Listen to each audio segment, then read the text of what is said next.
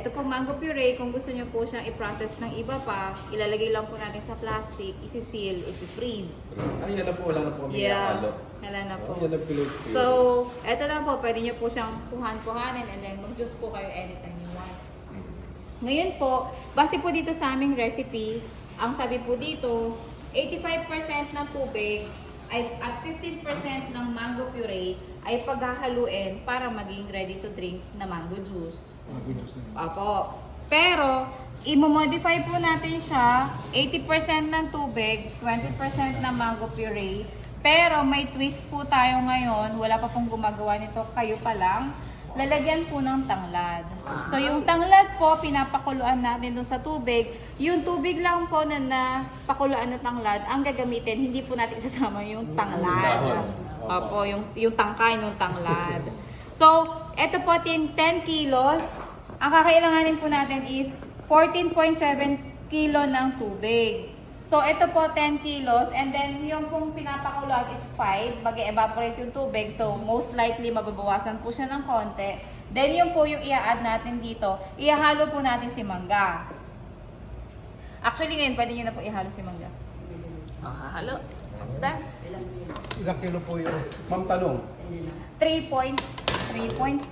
Ito yung sandok. Ano, only Carabao mango na pwede lang gamitin? O hindi Pag variety? meron, ito po. Ang Carabao mango po kasi, di ba? Sabayan mo. Masarap ang lasa Para ng makuha Carabao mo. mango. Ang Indian mango, kahit mahinog yan, ma-fiber, mabunot.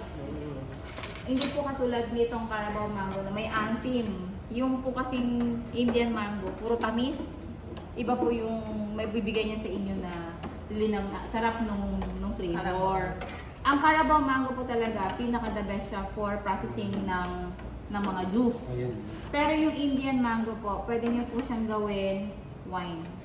Ay, marami pong andyan sa amin, ma'am. Ayun. Natatapon Yung lang. hinog po naman niya, yung Opo. hinog na Indian mango, pwede niyo pong gawin wine. Oh, Then later tingnan mo nga, on, tinatapon na natin. vinegar. Paano mo? Ay, proseso. Ano next, po ang chapter proseso? two. Sa susunod. Yeah. Ito, Kabanata. Susunod na kabanata daw. Yan, bagay na bagay. So, hihintayin po natin yun. Bale, pag hinalo po natin siya dito, ganito po ang susunod na gagawin. Ito na po yung sinasabi ko sa inyo na kung bakit po kami nangangailangan din ng ganitong crossing laboratory equipment. So, pag hinalo po natin yon, syempre, ano pong mangyayari? Tatabang Yes yung po. lasa niya. Yes. Nakalimutan kong kuhanin yung mangga pala na ano. Anyway, hayaan nyo na po. So, pag hinalo yan, kukuhanin po natin yung kung gaano siya katamis. Gamit po itong equipment na to. So, malalaman po natin kung gaano siya katamis. Yung pong juice, yung ready to drink na ibebenta nyo pong juice, ang requirement po niya, 11 degree Brix. Ang nire-read po nito ay ano, Brix ang reading po niya. Yung unit po ng pag-read ng sugar ay Brix. Pwede din po siya equivalent percent. So, 11 degree Brix, 11% ng tamis.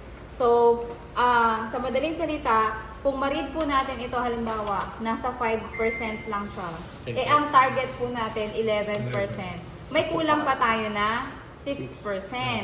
Hindi naman po natin pwedeng i-multiply na 6% lang pala. Sige, ilang volume nito? 6% nito, yun yung asukal. Hindi po, magkaiba po yun. So, kailangan po natin i-read ulit para malaman po natin kung paano siya kukomputin. So, may formula po yun. Pasensya na po kasi kailangan po talaga yun sa buhay. Alam ko magluluto lang ako, may ba't pa pala? May formula po siya para malaman po natin kung ilan po yung i-add natin na asukal. So hindi pwedeng, concentration. Kasi yung pong degree ng maturity ng mangga ay magkakaiba yung tamis. Halimbawa, ito po, di ba, sabi natin, hinog siya. Pero hindi siya ganun katamis eh. Tama po ano? Kapag po panahon ng mangga, may mga mangga talaga na masarap matamis. Pero kapag compare mo siya ngayon dito sa mangga na to, Iba yun. magkakaiba sila ng tamis. Oo. So, ang hirap po tansyahin na pareho lang yan. I-ano na natin kung ano yung ginamit ko na asukal nun, ganun na rin yung gamitin mo. Hindi po. Hindi po possible na mangyari yun. magiging inconsistent yung lasa niya kasi sasabihin ng iba, but dati ang tamis-tamis ngayon, matabang na. Kaya nga po. Kasi Nagbabago. matamis pala yung mangga. Yun, ganun po. So, hindi ko naman po nire-recommend bumili kayo ng ganito. Meron nga po sa Shopee. May nabibili naman po sa Brix Shopee. meter. Degree breaks. Tapos, lalagyan din po natin siya ng citric acid. So, paano po? May asin na po siya, di ba? Pero hindi enough yung asin niya. Para magbigay sa atin ng kaligayahan na kapag uminom ka ng mango juice, Acid pala. di ba? Masarap yung nag-aagaw po yung Yung tamis asin at at asin. tamis. Yes, hindi lang puro tamis, di ba? Tapos, ako po kayo mag-alala kasi yung citric acid po ay safe for consumption, safe for use sa food processing. So, okay lang po yun. And then, yung pong kasing effect din ni citric acid ay pinapapaba po natin yung pH. Yung pH po na ang tinatawag po nun is gusto po natin na yung product natin safe para hindi po siya atakihin ng mikrobyo. Masira ka agad. Anong pH level po yun? 3.9 po dapat. So medyo maasim-asim po yun. Oo. Kasi ang pH po, pag mula 0 hanggang 14, ang 7 po, tubig. So pag mababa ka sa 7, papaasim ka. Pag mataas ka sa 7, hindi ka maasim. Yun, alkaline ka, basic. So, kailangan po, ang ating pH ay nasa 3.9. Hahabulin po natin yun. Para mahabol natin siya, lalagyan natin siya ng citric acid. Kaya So, po yung pH mga... meter ka pa. May pH meter ka ba? Mura lang yun. Mura lang naman. yun. So, yung pong asim na to, actually ay mararamdaman niyo pag bumili din kayo ng mga calamansi juice sa market. Bakit ang asim niya? Sipay po yun ng citric acid. Ang difference po ng sipa ng acid sa totoong acid na meron sa fruit ay masakit sa lalamin. Yun po siya. So may possibility pala ibang binibenta kaya siya nasosobra sila sa... Makikita niyo po dun sa label, nakalagay ay pag ang citric acid ang sumunod, ibig sabihin mas madami siyang ingredient ng citric acid kumpara sa fruit. Yung iba ayaw i-declare, pero hindi po pwede yun. Kailangan po i-declare. And then, ginagamitan din po namin siya ng tinatawag na stabilizer, santan gum. Yung santan gum po, di po ba kasi ito mapulp? Alam niyo po yung Minute Maid ba? Yung may pulp. So, yung iba po, ang inaayaw nila yung may pulp. Ako naman mas gusto ko kasi alam ko natural siya, di ba? Pero, pag ininom mo siya, minsan po kasi pag nagtatagal, anong nangyayari dyan? Humihiwalay minsan yung tubig doon sa mismong juice. Makikita mo yung separation ng kulay na puti na sa ibabaw, tapos nasa ilalim niya ay yung kulay ng mangga. So, ayaw po natin yun. Gusto natin, iisa lang siya. Homogeneous yung mixture niya. Para maging homogeneous siya, i-stabilize natin yung mixture. At ang ginagamit po na stabilizer ay santan gum. Huwag po kayong mag-alala. Safe din naman po si santan gum. Ngayon, huwag po kayong mag-worry kasi may mga nabibili na po sa Shopee ng mga food grade na mga ito. So, pwede niyo po siyang gamitin. Okay, pati citric acid. Yeah, citric acid, santan gum. And then, yung iba po nilalagyan ng sodium benzoate. Preservative po ito. Si sodium benzoate po, nakakatulong po yan para hindi lalong masira yung produkto. Huwag po kayong mag-alala. Ginagamit po talaga si sodium benzoate. Yung sodium benzoate po, ginagamit din po namin panglinis ng bote. Kasi hindi nyo naman po pwedeng lagyan ng mainit na tubig. Ay, linisan ko muna ng mainit na tubig. Pag nilinis nyo po yan, plastic yan, deformed po yan. Wala na po kayong mailalagay. So, kailangan po linisin na lang natin ng sodium benzoate. So, gagawa po tayo ng solution mamaya. Ayun. Ng sodium Ganun talaga benzoate. mo? Alam mo yung tatanong ko. Yeah, I know what's in your mind. I know, right? So, yun po. And then, ipapasteurize na po natin siya. Hindi po pwede, ay, na-mix ko naman lahat, ibobote ko na. Hindi po, hindi pa po doon nagtatapos. Kailangan po natin siyang i-pasteurize. Kasi, naglagay po tayo ng asukal, citric acid, sodium benzoate, at saka po yung santan gum. Kailangan po, syempre, matunaw sila. And para matunaw po sila, idadaan natin sila sa init.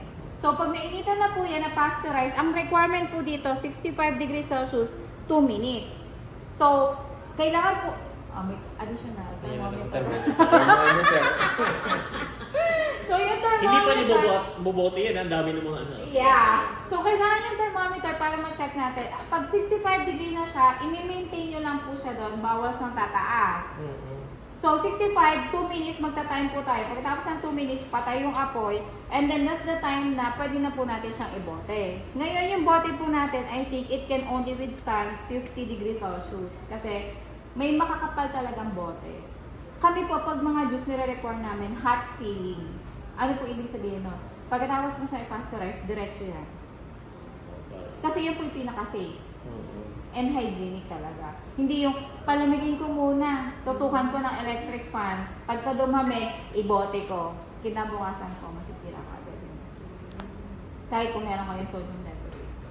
So, yun po yung pinaka talagang process. Kahit sa calamansi juice, it will also follow the same procedure. Agad na. Apo, agad po siyang binobote ng mainit. Tapos, Sa sodium, binabad mo siya sa sodium benzoate yung bottles mo. no, di ba nag-solution po tayo? Di ba nag-solution? Ano mo siya? Kakalog-kalog. Kakalugin mo siya doon. Tapos air dry mo siya. Tapos Taob itataob. na. Opo. Huwag niyo po siyang pupunasan ng tissue para lang madry yung bote. Useless po yung paggamit ng sodium benzoate. May mga ganun na processor. Ay, ano ba yan? Matubig pa, kang ganun. Punasan ko ng tissue sa loob. Matindi niya hinipan pa. Oh, Niya yeah. nabuno. That's true. So, halayaan niyo lang po siya nakataktak, nakataob. Wala naman pong problema. Basta po kayo. Tapos itinataob po namin siya kapag nai-seal na po Seal na. namin.